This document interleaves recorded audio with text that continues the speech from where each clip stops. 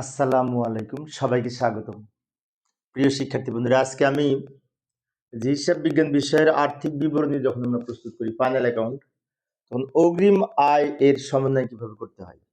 বিভিন্ন ধরনের অগ্রিম আয় আছে, যেমন অগ্রিম শিক্ষানবিশ ইসলামী থাকতে পারে, অগ্রিম সেবা আয় থাকতে পারে, তারপরে অগ্রিম বিভিন্ন উপভাড়া সহ বিভিন্ন অগ্রিম আয় থাকতে পারে। তো আমি অগ্রিম আয়ের যত সমন্বয় আছে আলোচনা করার চেষ্টা করব। আলোচনায় আছি আমি মোহাম্মদ সিরাজুল ইসলাম। চলো শুরু করা যাক। আমি একটা একটা করে আলোচনা করব। তার আগে একটি বিষয়, অগ্রিম আয় কিভাবে থাকতে পারে একটু দেখি।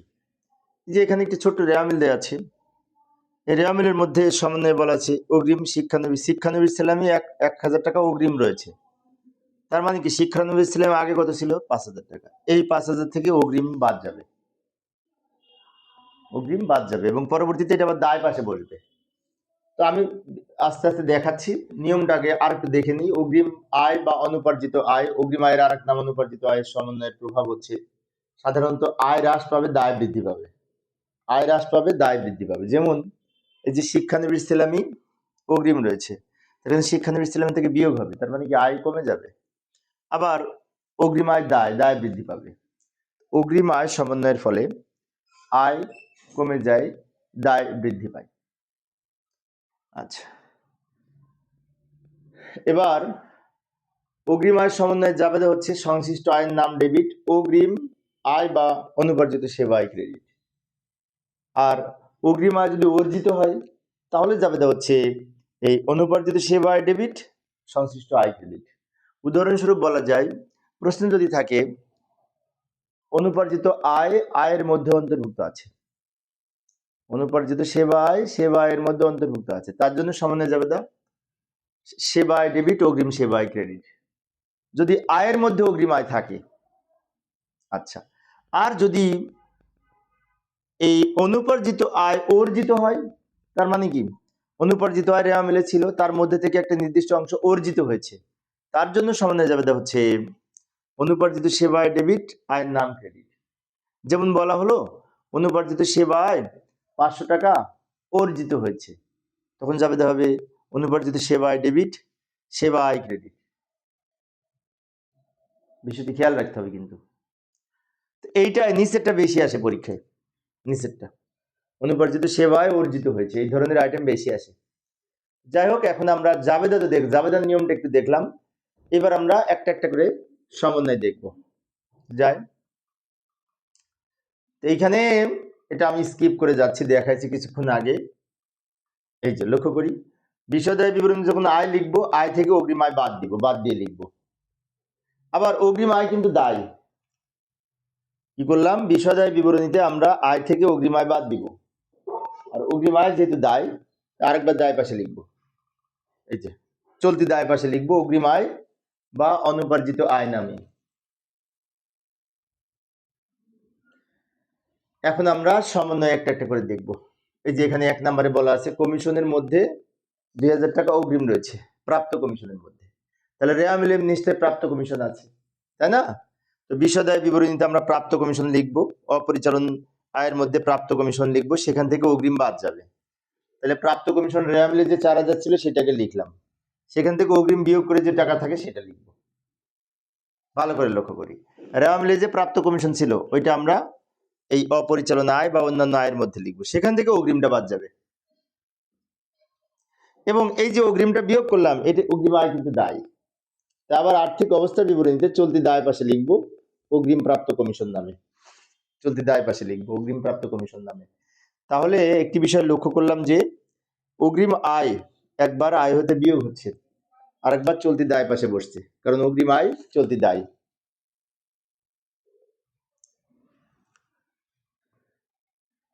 পরেরটা লক্ষ্য করি, অগ্রিম শিক্ষানবিশ সেলামি, শিক্ষানবিশ সেলামি রেওয়া মিলে আছে কত? 6,000। তো ওইটা আমরা অন্যান্য আয়ের অপরিচালন আয়ের মধ্যে শিক্ষানবিশ সেলামে লিখবো, এখান থেকে বাদ অগ্রিম বলে এই 1,000 বিয়োগ করব, বিয়োগ করে 4,000 হলো। আর এই অগ্রিম আয় 1,000 আরেকবার লিখতে হবে, সেটি হচ্ছে আর্থিক অবস্থার বিবরণীর এই দায় পাশে, চলতি দায় পাশে। অর্থাৎ রেওয়া মিলে যে শিক্ষানবিশ সেলামি আছে সেটা শুধুমাত্র অপরিচালন আয়ের মধ্যে বলবে, আর সমন্বয়ে যে শিক্ষানবিশ সেলামি অগ্রিম রয়েছে ওইটা একবার শিক্ষানবিশ সেলামি থেকে বিয়োগ করব আয় পাশে, আরেকবার চলতি দায় পাশে লিখতে হবে অগ্রিম শিক্ষানবিশ সেলামি নামে।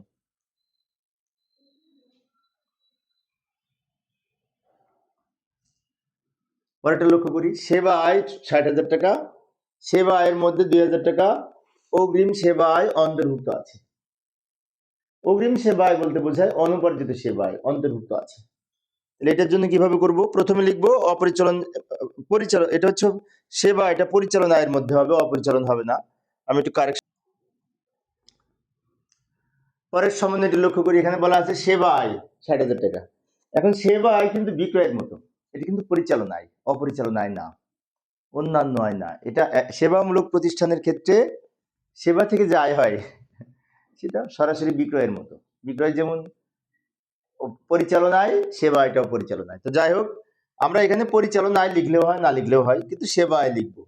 কত টাকা ছিল? ৬০,০০০ টাকা ছিল রেওয়া মিলে, ওইটা আগে লিখবো। ওখান থেকে বাদ অগ্রিম বলে এইটা বিয়োগ করবো। ৬০,০০০ থেকে ২,০০০ বিয়োগ করে ৫৮,০০০ টাকা হবে। এবং এই যে অগ্রিমটা বিয়োগ করলাম, এটা আবার চলতি দায় পাশে লিখবো। অগ্রিম সেবা আয় নামে এই ২,০০০ টাকা দায় পাশে লিখবো। আমি আবারও লক্ষ্য করি, অগ্রিম সেবা আয় ২,০০০ টাকা, একবার সেবা আয় থেকে বিয়োগ করব, আরেকবার চলতি দায় পাশে লিখবো। কারণ অগ্রিম সেবা আয়ের আর এক নাম কিন্তু অনুপার্জিত সেবা আয়, আর অগ্রিম আয় দায় কিন্তু চলতি দায়।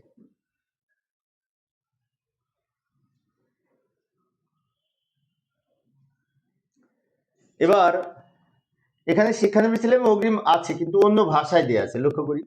শিক্ষানবিশ সেলামি প্রশ্নে দেওয়া আছে কত? ৯,০০০ টাকা। আর এখানে বলেছে শিক্ষানবিশ সেলামি ৩ বছরের জন্য পাওয়া গেছে। আচ্ছা, ৩ বছরের জন্য যদি পাওয়া যায়, ১ বছর চলছে, সামনে আরো ২ বছর বাকি আছে, তাহলে ২ বছরের অগ্রিম আছে। সেজন্য এই শিক্ষানবিশ সেলামি প্রশ্নে যেটি দেওয়া আছে ৯,০০০, ওইটাকে লিখবো।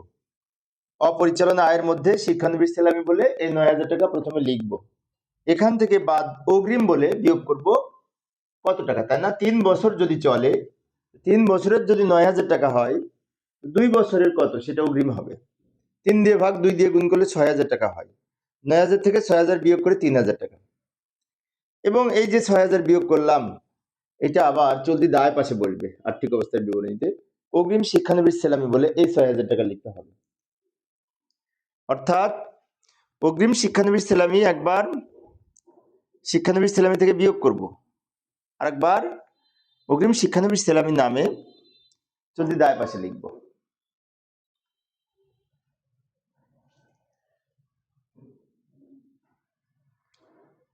পরের প্রশ্নটা পড়ি। প্রাপ্ত উপভাড়া ১৪,০০০ টাকা, সমন্বয়ে বলা আছে উপভাড়া ২,০০০ টাকা অগ্রিম রয়েছে। তাহলে এটা কিভাবে লিখবো? এই প্রাপ্ত উপভাড়া, শিক্ষানবিশ সেলামি, বিনিয়োগের সুদ, ব্যাংক জমার সুদ, এগুলি কিন্তু অন্যান্য আয় বা অপরিচালনা আয়ের মধ্যে পড়ে। প্রথমে এই বিশদ আয় বিবরণীতে অপরিচালনা আয়ের মধ্যে প্রাপ্ত উপভাড়া বলে এই ১৪,০০০ টাকা লিখব। এখান থেকে বাদ অগ্রিম বলে বিয়োগ করব এই ২,০০০ টাকা। তাহলে উপভাড়া অগ্রিম আছে, তো উপভাড়া থেকে বিয়োগ করলাম, বিয়োগ করলে হলো ১২,০০০ টাকা। এবং এই যে অগ্রিম উপভাড়া ২,০০০ টাকা, এটা আবার চলতি দায় পাশে লিখতে হবে। চলতি দায় পাশে লিখবো ২,০০০ টাকা। আবার লক্ষ্য করি, অগ্রিম প্রাপ্ত উপভাড়া যেটি ছিল ১৪,০০০, ওটি রেওয়া মিলের আইটেম, আর রেওয়া মিলের আইটেমে একবার লিখতে হয়, তাই শুধুমাত্র একবার লিখেছি অপরিচালনা আয়ের মধ্যে প্রাপ্ত উপভাড়া নামে। কিন্তু উপভাড়া যে অগ্রিম রয়েছে, এটা কিন্তু ২ জায়গায় লিখতে হবে। একবার আমরা এই যে অগ্রিম উপভাড়া থেকে বিয়োগ করলাম, আরেকবার চলতি দায় পাশে অগ্রিম উপভাড়ার নামে লিখেছি, ২ বার লিখতে হবে।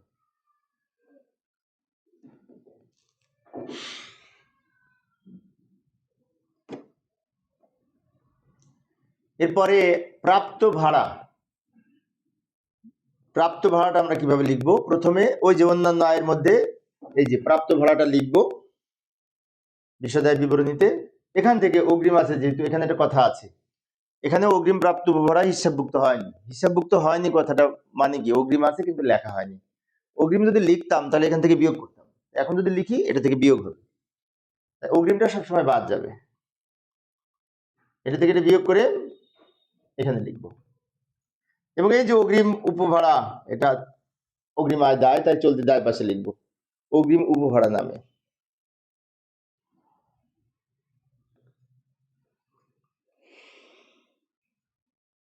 পরেরটা লক্ষ্য করি, অগ্রিম প্রাপ্ত ভাড়া, এটা আবার উল্টা আছে।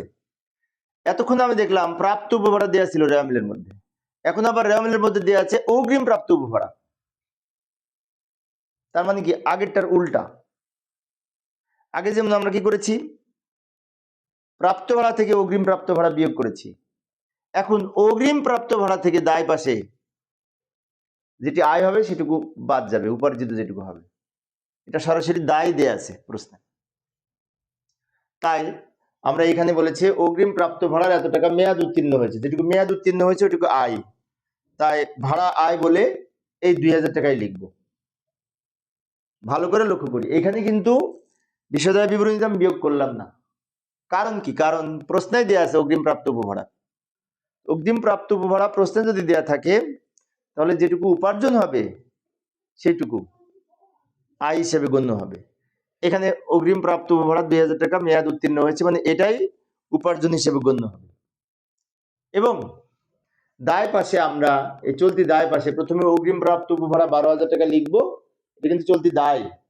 ওখান থেকে যেটুকু আয় হয়েছে ওইটুকু বিয়োগ করব, বাদ অর্জিত ভাড়া বিয়োগ করে এই 10,000 টাকা হবে। ভালো করে লক্ষ্য করি, কিছুক্ষণ আগে আমরা যখন করলাম তো এইখানে ভাড়া আয় থেকে অগ্রিম আয় বিয়োগ করেছি, কারণ সেখানে কি ছিল, ভাড়ার মধ্যে অগ্রিম ভাড়া ছিল তাই বিয়োগ করেছি। কিন্তু এখন কি ঘটনা ঘটেছে, অগ্রিম ভাড়ায় অঙ্কে দেয়া আছে, আর অগ্রিম ভাড়ার মধ্যেতে অর্জিত হয়েছে, মেয়াদ উত্তীর্ণ হয়েছে, মানে কি উপার্জিত হয়েছে।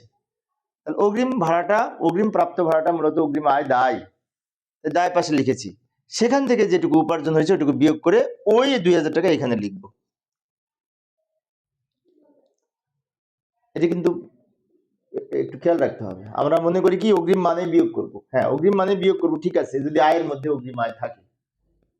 সেজন্য আমি প্রথমে বলেছিলাম যে আজকের ক্লাসটা মূলত অগ্রিম আয় সংক্রান্ত, যত প্রকারের আছে আমি সব দেখানোর চেষ্টা করব, এর বাইরে ইনশাল্লাহ অগ্রিম আয় নাই। আমি পূর্বের মনে হয় তিনটা ক্লাস নিয়েছি। একটা ক্লাসে বকেয়া আয় সমূহ বিস্তারিত আলোচনা করেছি, আরেকটা ক্লাসে বকেয়া ব্যয় সমূহ বিস্তারিত আলোচনা করেছি, আরেকটা ক্লাসে অগ্রিম ব্যয় সমূহ বিস্তারিত আলোচনা করেছি। আজকে আলোচনা করছি অগ্রিম আয়। তাহলে এই আয় ব্যয় বকেয়া অগ্রিম সব আমাদের শেখা হয়ে যাবে ইনশাল্লাহ।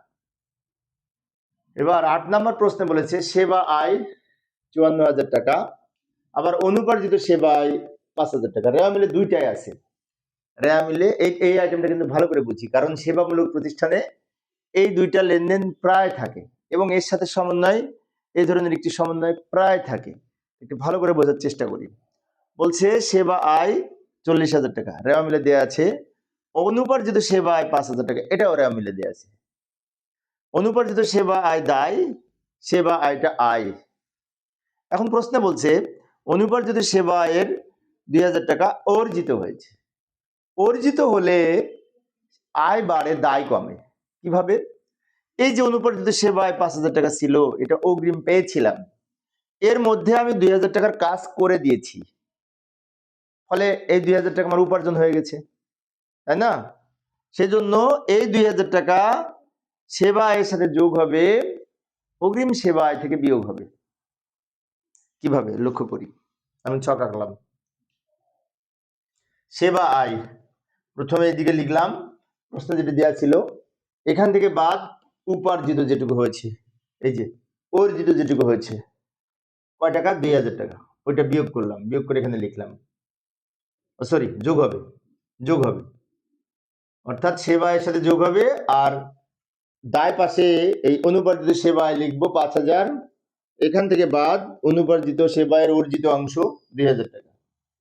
এই যে আমি আরেকবার বলছি, ভালো করে লক্ষ্য করি, এই প্রশ্নটা প্রায় আসে পরীক্ষায় সেবামূলক প্রতিষ্ঠানে, তাই একটু ভালো করে দেখি। সেবা আয় আয় পাশে লিখবো, আর অনুপার্জিত সেবা আয় দায় পাশে লিখবো। কোনো সমন্বয় যদি না থাকতো তাহলে এইটা আয়, এটা দায়, কিন্তু সমন্বয় কি বলেছে, অর্জিত হয়েছে। অর্জিত হলে আয় বাড়ে দায় কমে।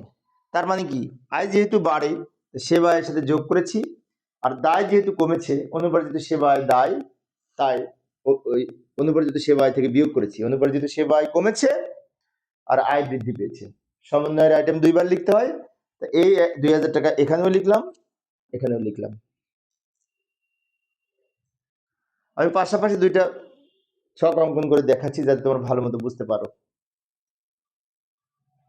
পরের প্রশ্নটি লক্ষ্য করি, এখানেও একই আছে, অনুপার্জিত সেবা এর অর্ধাংশ অর্জিত হয়েছে, একই ট্রিটমেন্ট।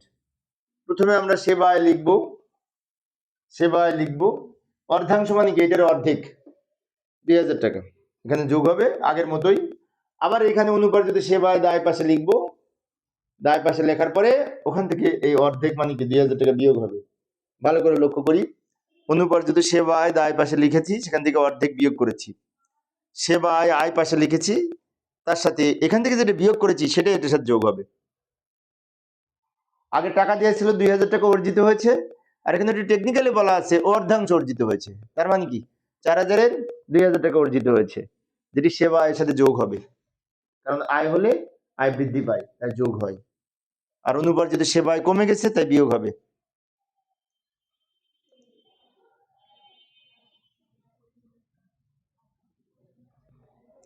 পরেরটি লক্ষ্য করি, বছর শেষে অনুপার্জিত সেবা আয় আছে 2000, এখানেও কিন্তু অঙ্কের মধ্যে সেবা আয় দেয়া আছে, অনুপার্জিত সেবা আয়ও দেয়া আছে, দুইটাই দেয়া আছে।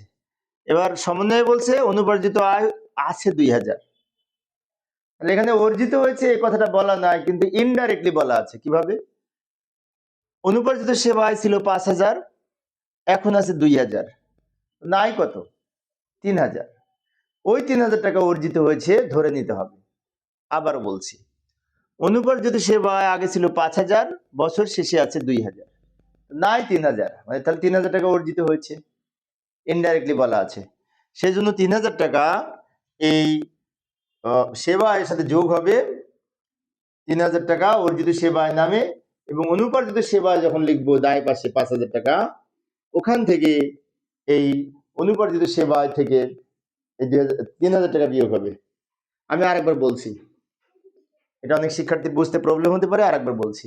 আমি একজন সরকারি কলেজের শিক্ষক, যখন ক্লাসে পড়াই তখন দেখেছি এই সমন্বয়টা দিলে শিক্ষার্থীরা বুঝতে প্রবলেম হয়, তাই আমি আরেকবার বলছি। এখানে সেবা এটা আয়, তা মূলত আমরা আয় পাশে লিখেছি 9000, এটা তো বুঝতে পেরেছি। অনুপার্জিত সেবা এটা দায়, চলতি দায় পাশে লিখেছি। এখন সমন্বয়ে বলছে অনুপার্জিত সেবায় আগে ছিল 5000, এখন আছে 2000, তাহলে বাকি 3000 কোথায় গেছে? নিশ্চয় কাজ করে দিয়েছি আমি, সেটা উপার্জন হয়ে গেছে, তাই না? আগে ছিল 5000, এখন আছে 2000,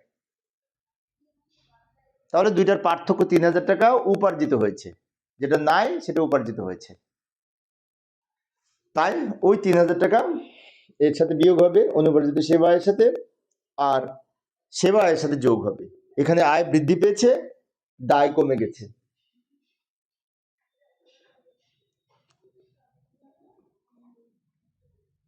তো প্রিয় শিক্ষার্থী বন্ধুরা, এবার আমি এই বিনিয়োগের সুদ সংক্রান্ত কিছু সমন্বয়ের সমাধান করব। বিনিয়োগের সুদ আয়, তো বিনিয়োগের সুদ অনেক সময় বিভিন্ন ভাবে দেয়া থাকে, 5 মাসের বিনিয়োগ বা 5 মাসের সুদ, 6 মাসের সুদ, 8 মাসের সুদ, পূর্ণ বছরের সুদ, বিভিন্ন রকম ভাবে আমরা হিসেব করে থাকি।